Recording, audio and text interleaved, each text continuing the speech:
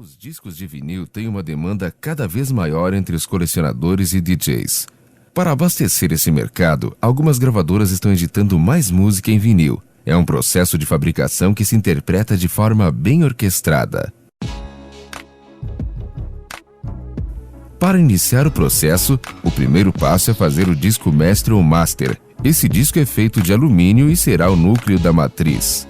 A princípio, a textura tem uma superfície granulosa, mas esta será polida e lixada para deixá-la lisa.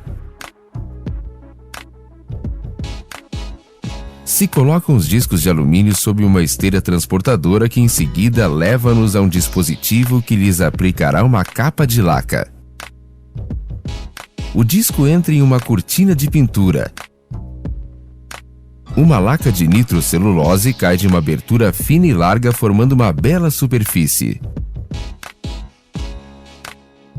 O disco passa pela cortina e recebe a cobertura de laca.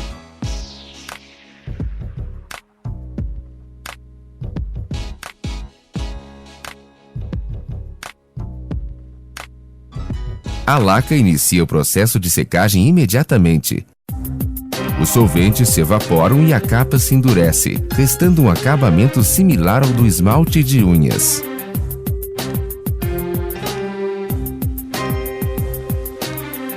Nesta fase da produção, os operários examinam todos os discos laqueados em busca de danos ou alterações. Não se tolera a mais mínima imperfeição, por isso o índice de matrizes reprovadas é alto, mais de 50%.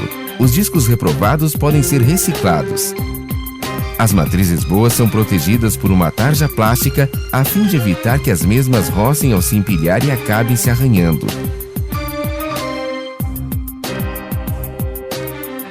A seguir, coloca-se o disco sob uma perfuradora hidráulica que faz um buraco no centro.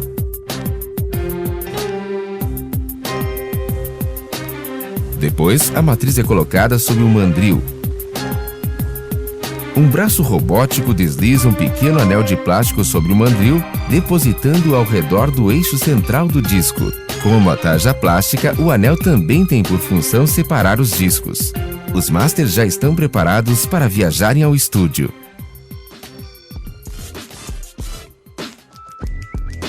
O disco laqueado está a ponto de ser gravado. O engenheiro coloca na máquina de gravação chamada torno. Retira a proteção da borda e coloca um tubo vazio no centro que succiona a parte inferior do disco, mantendo-o estável. O engenheiro move uma cortadora e um microscópio sobre o disco. Baixa a cortadora sobre a borda exterior do disco e faz um corte de prova. Coloca o microscópio exatamente sob a ranhura de prova e a observa. Realiza alguns ajustes no corte e já está pronto para gravar. O torno corta o sulco de entrada e começa a gravar. A cortadora com ponta de safira grava o som no disco. Do princípio ao fim, o registro sonoro será um sulco contínuo.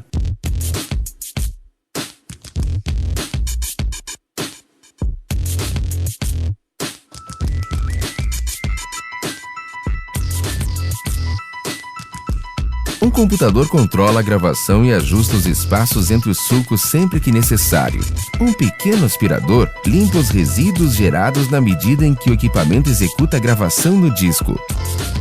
Muitas pessoas acreditam que o vinil produz uma sonoridade mais quente e com mais profundidade que as gravações digitais. Para se chegar a um bom resultado, é necessário que a cortadora trace sulcos grandes e que ocupem bastante espaço. E ainda que os sulcos possam se encontrar, jamais poderão se cruzar. Ao final da gravação, a cortadora se levanta e o disco mestre já está pronto para a inspeção. Sem apertar, o engenheiro o coloca em uma plataforma estabilizadora e grava um número de série único sob a laca. Feito isso, a master estará preparada para o próximo passo.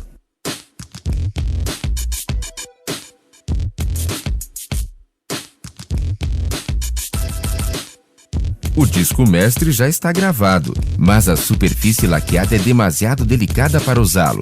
Servirá unicamente para servir de molde.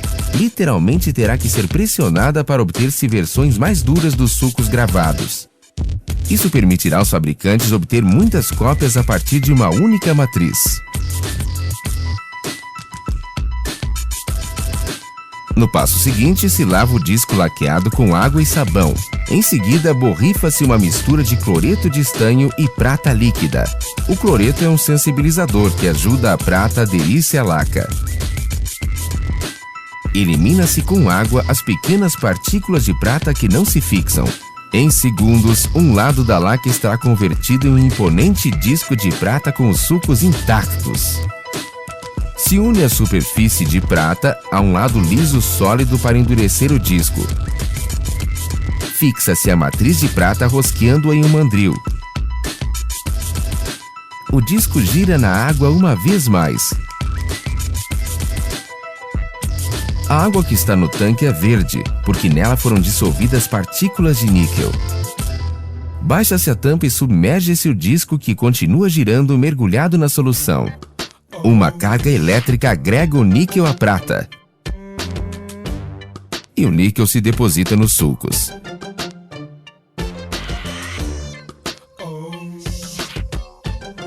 Agora, retira-se do tanque e se separa a capa metálica do disco de laca original. Esse disco de metal é um estampador, que será utilizado para fazer-se discos de vinil.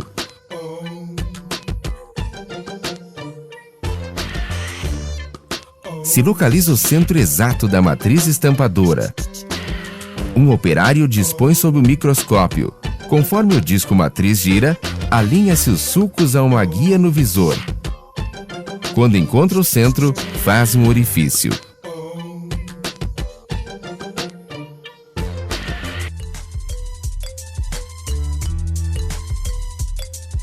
O disco estampador matriz é colocado em outra máquina para que se possa retocá-lo.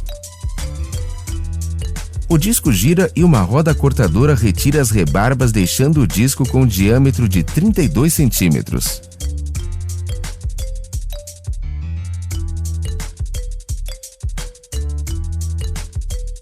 Depois são preparadas as etiquetas. Um perfurador seleciona o centro das etiquetas e nesse local faz um orifício. A seguir, colocam-se as etiquetas sob uma mini prensa que levanta as etiquetas contra uma cortadora que lhes confere a forma arredondada. Despija-se as bolitas negras de cloreto de polivinil negro sob um recipiente onde uma extrusora o converte em porções de goma de vinil quente, que chamaremos de biscoito. 2 elevadores de cima e de baixo pressionam cada biscoito a sua respectiva etiqueta. Esse biscoito fixa-se a um dispositivo de sucção que em seguida o movimenta até um carril que move o biscoito até adiante. Depois deixa cair o biscoito e as etiquetas na prensa. 2 estampadores montados na prensa aplicam 100 toneladas de pressão. Funde-se o biscoito e se converte em um disco. Um ciclo rápido de resfriamento endurece e une as etiquetas ao vinil. Um carril o leva até a mesa de retoque. A mesa gira o disco contra uma lâmina que elimina as bordas desiguais. Depois a mesa leva o disco retocado à pilha dos terminados. E o processo se inicia novamente.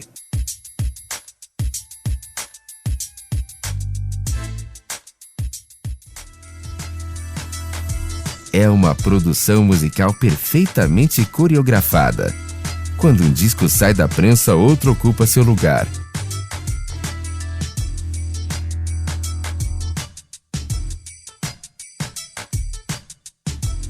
A prensagem e retoque de um disco de vinil se realiza em apenas 28 segundos. Mas proporcionará horas de música aos entusiastas que se negam a render-se à revolução digital. E que seguem acreditando que o vinil é o melhor.